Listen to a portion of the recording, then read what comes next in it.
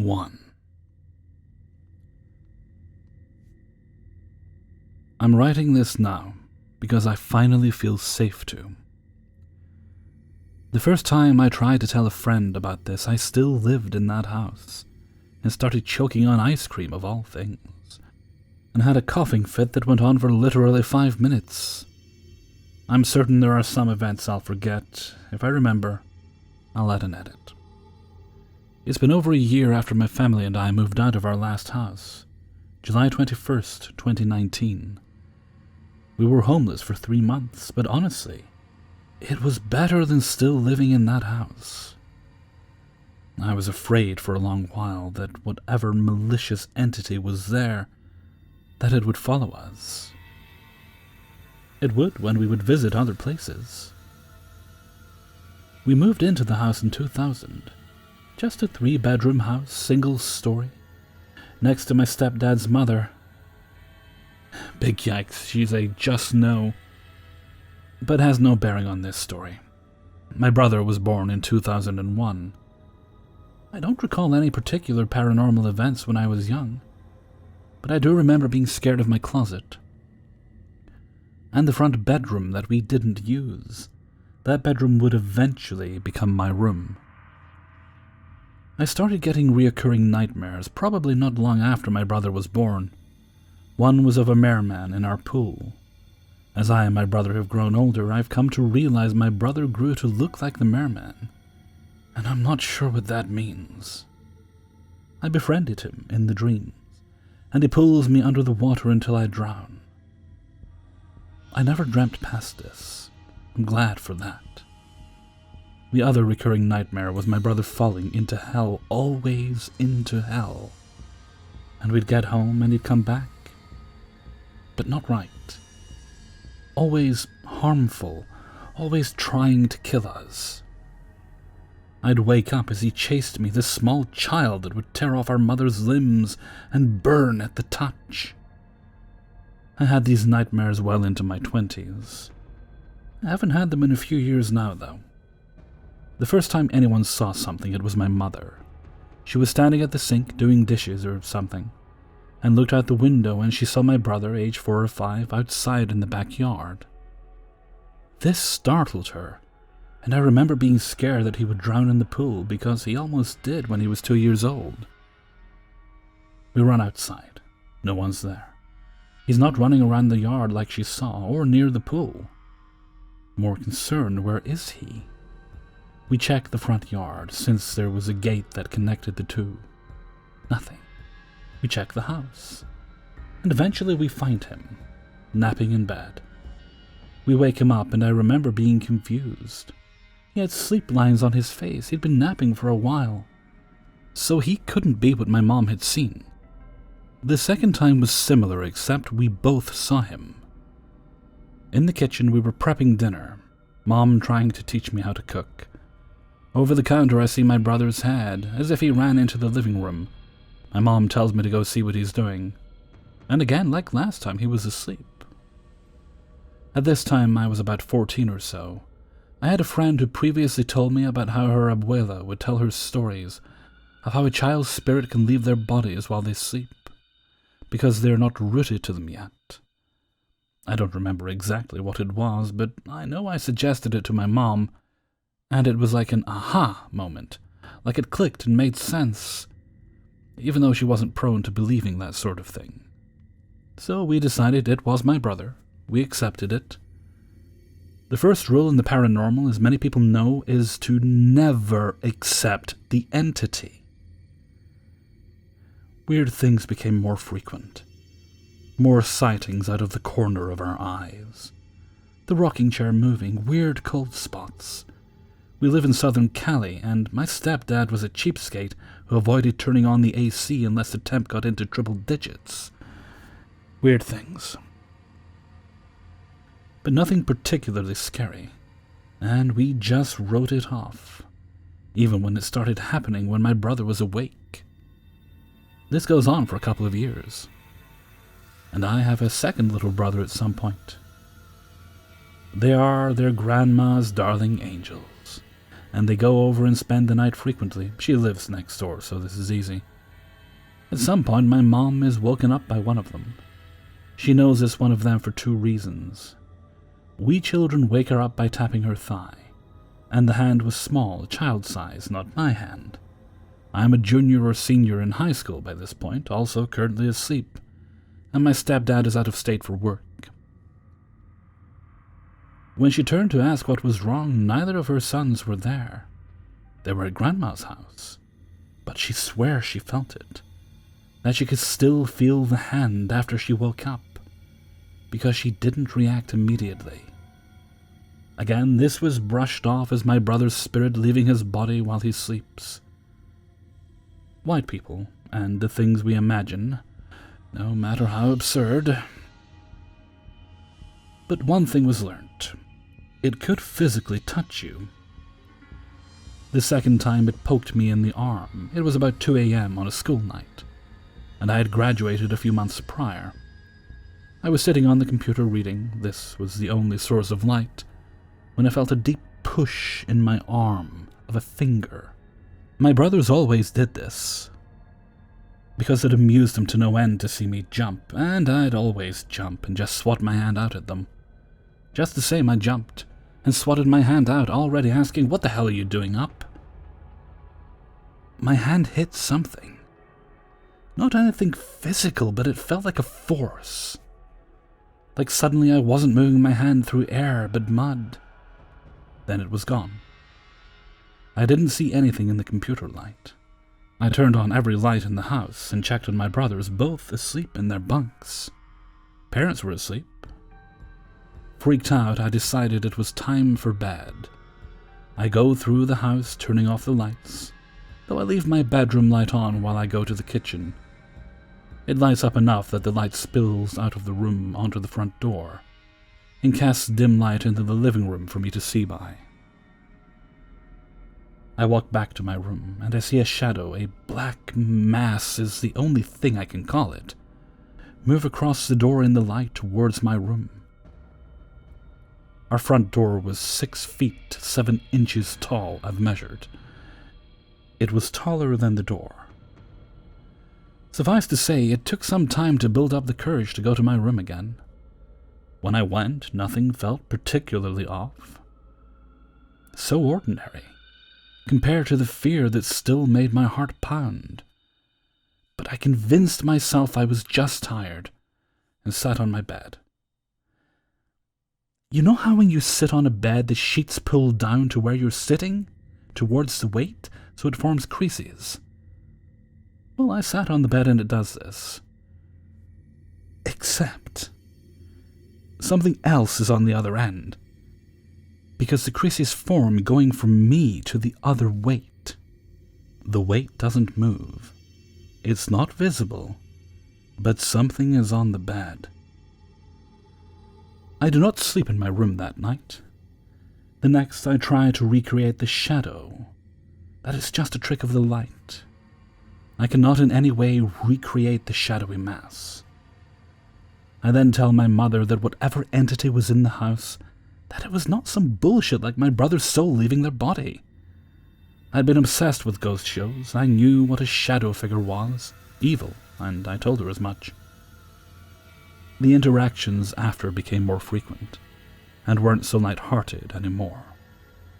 The tall black mass at the end of the hall, in my mother's room, in my closet, in my brother's room. More than once it followed me when I stayed the night with friends. Her parents ended up fighting those nights. One time, it was so bad the cops were called because her father started brandishing a gun. I didn't stay the night thereafter, and her parents, on the edge of divorce, managed to get better. I guess we forgot it could touch the physical world, though, because it started slamming on doors and walls. The first time, it slammed hard enough on the bathroom door that the toe fell off the rack. It was at this point I became particularly religious, but not any of the common ones. Multiple gods and my particular god known as Enlil. I began praying, lighting candles, burning incense and sage. Out of fear, I suppose. I wanted it out of the house. I wanted it to stop. And things did stop. No more shadow figures in the hallway, no more banging. It didn't touch us anymore. Though it seemed to have been moved, it was still in the house, but trapped, like it couldn't come out of the garage. I hated going in there. For that exact reason, the garage felt oppressive. Even going near the door, which I had to do often, as the fridge was right next to it. It felt like my heart would beat out of my chest. Sometimes I could see the dark mass slinking right around the corner, and more than once I could have sworn I saw red eyes. But I never said anything. I didn't know what I could say. In 2017, my mother and stepfather filed for divorce. In May of 2017, stepdad moved out into his mother's house. My brother's set to have days to visit him. On these days, I actually heard rattling. An old dog crate from my dog that had just passed away sat in front of the garage door. It rattled like it did when we got home and he wanted out. It was so instinctual, I actually got up to go let my dog out. I had stood up and realized with my back to the kitchen, with my back to the garage door. Instead I say, "No!" really sharply like I was talking to a bad dog and sat back down. Then it started growling. I sat for hours, petrified, crying and talking to a friend the entire time. I couldn't bring myself to move, to bring myself within its sight. It was only after it stopped that I went and laid in my mom's bed because I didn't want to be alone. It growled more often after that. I learned not to talk about it outside the house. The choking incident when I tried to tell my friend, the friend I had been talking to on Discord about it across the country, started having hallucinations and attempted to kill himself that Christmas.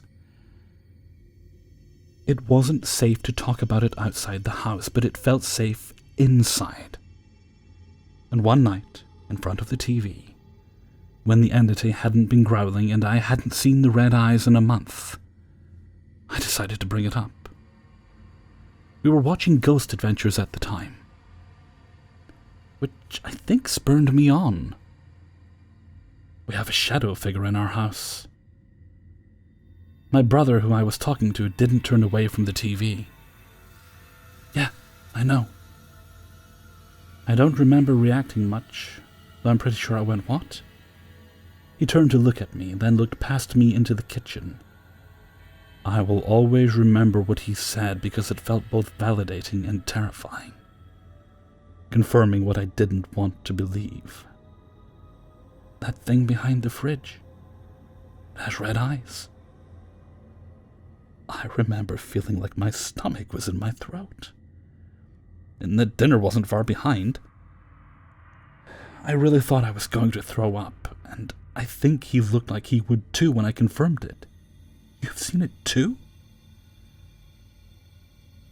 He looked away from the kitchen back to the TV. I try not to. I don't think about it. It follows me. Those days to Dad's house lays next to me. That was the end of the conversation. Ever. Occasionally, after we got a cat, it would stare at the garage door and hiss at it, even swipe at something. But it wouldn't be mentioned. My brother and I wouldn't even share a glance out of fear that it knew if we were thinking about it. I stopped reacting to the occasional growl. I stopped watching ghost shows. I stopped visiting haunted spooks in Old Town San Diego. And eventually we moved out. I didn't realize how oppressive it was in that house until we didn't live there. How the air feels lighter. This is the first time talking or even thinking about it since. The longer time goes on, the more I wonder if it was just a weird fever dream. It doesn't make sense even reading it back. But I swear every single word is true. Something lived in that house with me. I don't know what it was. I don't know how it got there. But I'm hoping it won't follow me here, now that I've spoken about it once more.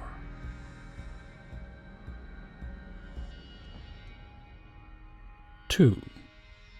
This all started when I went to my hometown in April to house sit for my mom while she was in Italy and watch over my little sister Rain.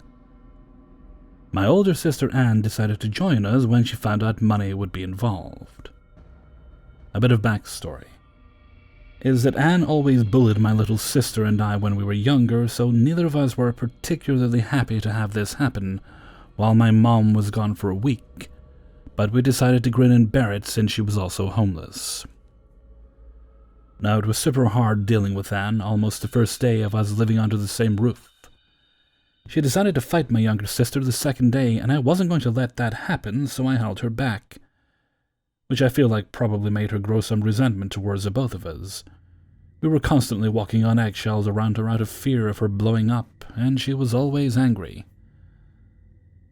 Fast forward to about a day or two, and Anne starts talking about how she wants to sell her soul to become rich and famous.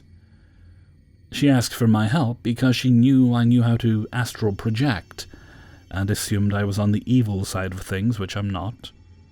I told her selling her soul isn't what she needs or really wants. Nothing good can come of evil. But she just would not let it go. Every day it was more and more of, I googled how to sell my soul. The PDF I read says I need a candle and a sacrifice. Until one day she said, I called out loud and said whoever wants my soul can have it. And I think that's where it really started to go downhill. Rain and I started avoiding her because being around this negativity and a person who is looking for someone or something to sacrifice isn't healthy to be around, real or not real. And in the middle of this, our mom's cat ended up dead. Until one night, when we pulled up into the yard, after a day of avoiding her, she called my phone and told me to come into the house, but to come in alone without my sister and boyfriend. All of us, of course, weren't going to let this happen, so we went into the house, and this angered her to no end. She blew up and punched me and actively tried to hurt me. I had to fight for my life. In the middle of this, I realized she bit me and drew blood from me like an animal. We called 911, but she ran before they could get there, so there was nothing they could do. After that, I took my little sister and left because it just wasn't a safe environment to be in. We didn't come back for a week. In the middle of this, both Rain and I just started feeling like we were being watched and targeted. She was angry. I was depressed and suicidal and just jittery. My boyfriend took Anne to another city to stay with family members before my mom got back, and he said her eyes were mostly black and cartoonish, and looked just sunken in and weird, like not normal. When we came back, things just didn't feel right. There was blood on the bathroom floor signifying some type of blood ritual. Blood on my little sister's bed, a lighter hidden under the sheet, and a candle in her room that had been used. We tried to bless the house and forget about things, but my sister picked up the candle, and she was like, "Is it me, or is the candle hurting my arm?" I touched the candle, and I swear the candle did shock me, like electrocution or something. My boyfriend took all the stuff, including the candle, and buried it. We then saged the house and did everything we could to go back to normal. Over time, some health issues started happening to me that no doctor can still explain. First was a terrible rash that was like boils all over my body. Went to a regular doctor and emergency room. I didn't think of any connection at the time, just that I had a rash. The next was fatigue, sleeping for 12 to 14 hours and still falling asleep when I wake up. Everything was checked. Thyroid, hormones, diabetes, you name it. The next was just random body pains all over with no known cause. My skin darkened, deep depression that has me thinking of suicide, brain fog, and feeling like life is not real and dreamy. This is a huge change in me from when I first came down here in full health and happy. Then one night I had a dream that was way too real of an entity chasing me out of the house, saying, "Get out." When I woke up, I felt like my body was just shivering uncontrollably without being cold. When all of this started happening, I started making the connection that maybe I have an attachment for my older sister. Maybe the demon she summoned stayed in the house, or maybe I was the one she wanted to sacrifice, and the demon or entity is only after me. So I told Rain about it, and asked her to pray with me, so we did. And all of a sudden I felt the uncontrollable shiver feeling, and also just some tightening around my body and some burning on my shoulders. That was when I kind of felt like something was really around me. So we prayed as hard as we could, even with the burning and tightening all around my body. I got some help from a friend as well. We burned sage and did a prayer, played soaking music, and just tried to banish whatever was causing havoc. But last night I felt random depression out of nowhere and started crying. I went to sleep and dreamt of the same entity from the first dream. This time I got a good look at it. It's a female, was tall with black hair, has huge almond-shaped eyes, and it was throwing glass at me. If there is an entity, attachment, possession, I really don't know what to do. Can someone please help? 3. So this is a story that happened to me and 3 friends when we were all around 13 and 14 years old. And to this day I can't explain what even happened. Back in my old neighborhood, there was this huge field that sat across the street from the nearby middle school. If you ventured pretty far in, you'd find a makeshift BMX park called The Jumps that sat behind a little clearing surrounded by trees, with huge dirt mounds turned into ramps and some motocross-style trails. It was pretty sweet. Sometimes homeless people would camp out in other areas, but they never bothered anyone, so nobody paid much attention to them. Before this night, it looked normal, and I never got any weird vibes from the place. Enter 4 boys, our soon-to-be-scared shitless protagonists, which consists of myself and 3 of my friends, Sam, James, and Montel. So me and Montel had been hanging out most of the day, and we got my mom to let him spend the night with me. It was a nice warm day in summer and school was out, so we were pretty much free to do anything. We decided that we wanted to go out super late that night, around 2 a.m. to be precise, and went to go collect James from his house. Sam and James lived in a duplex and were neighbors, so we end up running into Sam, and he decides to tag along. We watch as James jumps out of his window because his grandma would have killed him if she knew he was out this late. We're out walking, bullshitting, and making fun of each other when Montel gets an idea to go out to the field where the jumps are. We all agree because we were already hanging out in the middle school parking lot for some reason, and we set off. On our way across the street, I suddenly get chills as something catches my eye. Even though it was warm that night, a pretty thick layer of fog surrounded the area that was the field, and my friends noticed it too. We all looked at each other as we made our way towards the trail at the entrance. We decided to walk together in a square formation, with Sam and Montel in front, and me and James in the back, so if anything weird happened to the others, we'd know. The strange part was that the fog seemed to sit only on the borders, because it was clear enough through the field. We followed the trail for a while, and me and Sam both turned to the left and see a lone bush maybe 6 feet away from us. Something struck us as odd about it, but we both shrugged it off and continued. Suddenly Sam yelps and turns around to me. He told me to knock it off, as all good horror beginnings go. He thought I had grabbed his ankle to fuck with him, but I had no idea what he was talking about. He didn't believe me, and I kept trying to explain that I didn't do anything. James kept complaining that Montel was breathing too loud, but neither me or Sam heard it. Not even 10 seconds after, we hear a loud voice-like noise in the distance, a sort of howl. Since we were already on high alert, we were spooked, even though it could have just been an animal, and looked way back in the field. All 4 of us could see a shadow of something running in the distance, kicking its knees high in the air, with no arm movement whatsoever. It looked sort of humanoid, but there didn't seem to be a neck or any arms. By this point, we're freaked out and decide that we need to get the hell out as quick as possible. We could go to the jumps another time. We turn around quickly and book it as fast as we can back down the trail towards the entrance. As we're sprinting, Montel screams, and he flails his hands through the air, screaming that somebody pulled at it.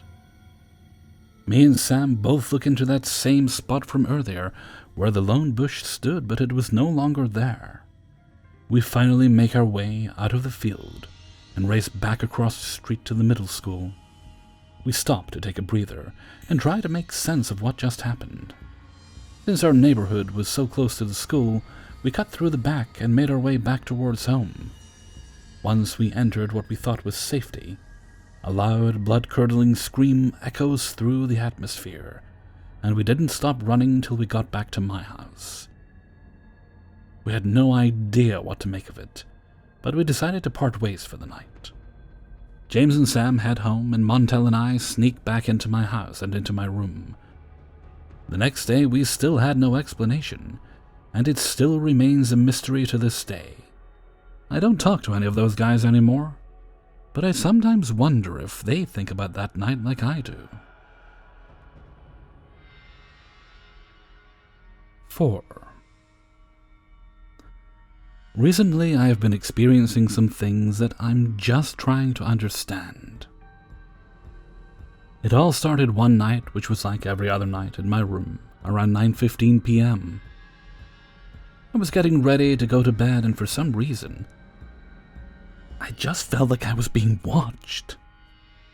I felt this really strong presence that something or someone is in my room with me, and I can feel them watching. It was so strange, I couldn't shake it. It became more and more intense, that I had to turn the lights on to assure myself that it's just me in here and no one else. I turned the lights off and went back to bed again. The presence gradually became more and more intense, letting me know that it's there. I ran to my parents' room and told them what I'd been feeling and suggested I just sleep with the lights on. At around 9:15 p.m., I would feel that presence. I could actually feel it watching me, and for 4 months straight I had to sleep with the lights on, until one night I started seeing a shadow swoop by right in the corner of my eye. Constantly, night after night, this thing would move in a way that I would just happen to see before it vanished, like getting my attention. I thought maybe I was crazy. Maybe this is how it happens. One day you're fine, and then your brain just decides to become broken. And this was my slow descent into madness. Eventually I grew accustomed to it and tried to ignore the shadow. I still slept with the lights on, because there was no shaking the feeling of being watched. Then this particular night I had a dream that I was exploring an abandoned hospital for a pair of scissors. Don't ask me why, dreams are weird. And there was a girl in the distance I couldn't see, but I could hear her. She was moaning and groaning like those cartoonish ghosts saying, "I hate you." She got more and more intense, keeping that cartoonish ghostly, "I hate you." I screamed and tried to run out, but somehow the place became a maze. I could feel her chasing me down with this overwhelming fear, trying to consume me when I suddenly woke up. About 2 weeks later, I woke up at 5 a.m. and I couldn't move. I could see and feel my pillow slowly moving from underneath me, and I also sleep with the pillow on top of me, and it slowly slid off. It confused me how slowly yet effortlessly they moved, while I laid on them when I felt someone walking on me. Then I heard a voice of a child, a little girl, speaking directly into my ears, as if her mouth were directly next to it. Yet I couldn't see anyone. She said, "We saw you and were there when you were in the womb, and have followed you." There was some stuff in between that I cannot remember, but the last she said was, "Remember, We are always watching you. After that, everything seemed to have gone back to normal. No more feeling of being watched at nights, no night terrors, no random jolts of suddenly waking up. It all seemed fine. Until, of course, one night, I couldn't sleep. I did the usual toss and turn and just laying there pretending I'm sleeping, until I actually fall asleep when I heard the little girl again, and she said to me, "We know you're not asleep." and left. As soon as she left, I fell asleep. It became some sort of common thing. I would hear her from time to time, talking directly into my ear, whether I have on my headphones or not. When I would hear her, she would sound like a little girl. When I would dream of her, she's an adult, letting me know she hates me and telling me to get out.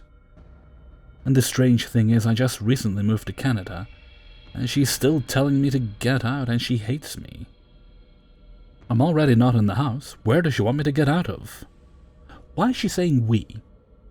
I tried asking questions out loud, like, what is your name? How old are you? Are you human? Did you die? Do you need help? To which she answers none yet. She follows me around, telling me random things that are just so random. Her voice is neither sad nor angry. There's no joy in it. And it's not monotoned. She speaks confidently and assuredly, yet it's the voice of a child.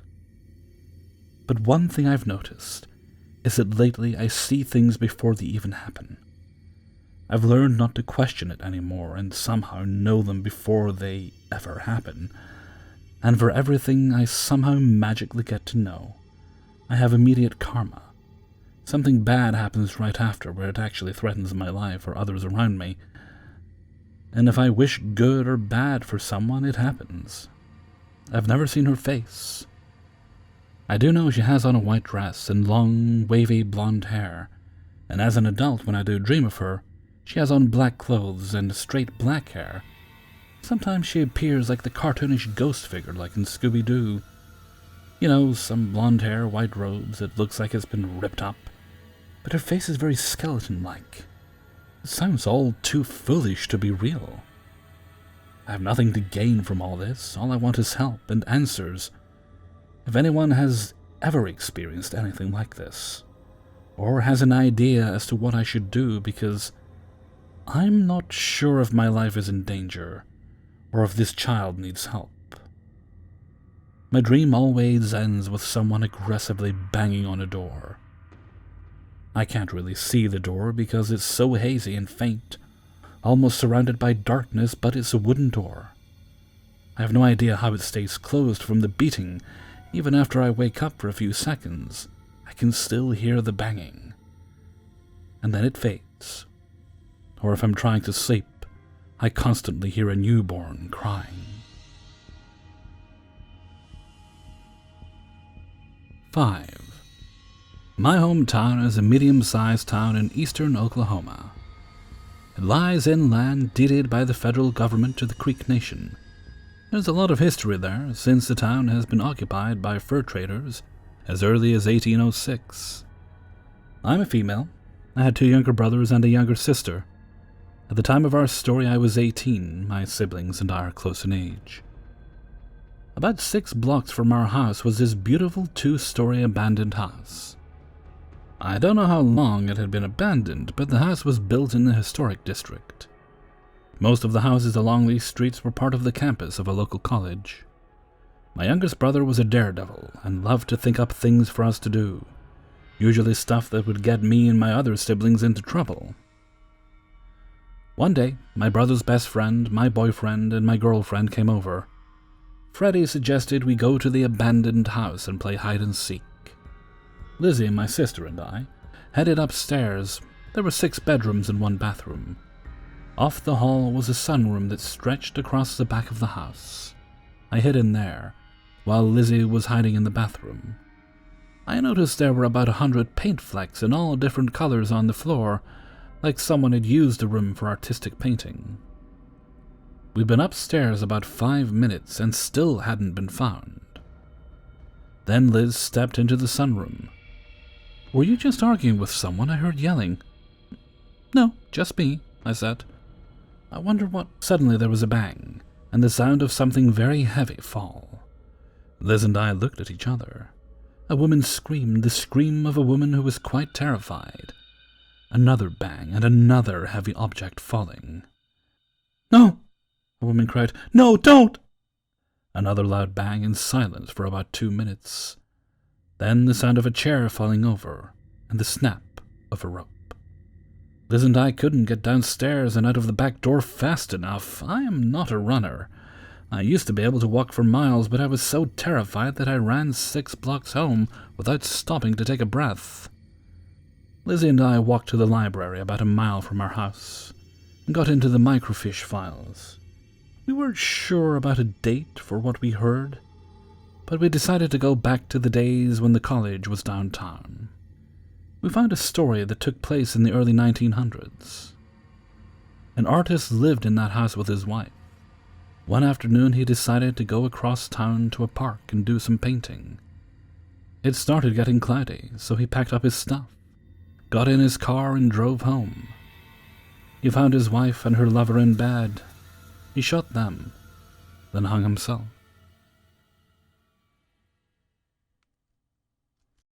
Hey everybody, Hellfreezer here, and thank you very much for listening to 5 True Paranormal Stories, episode 204.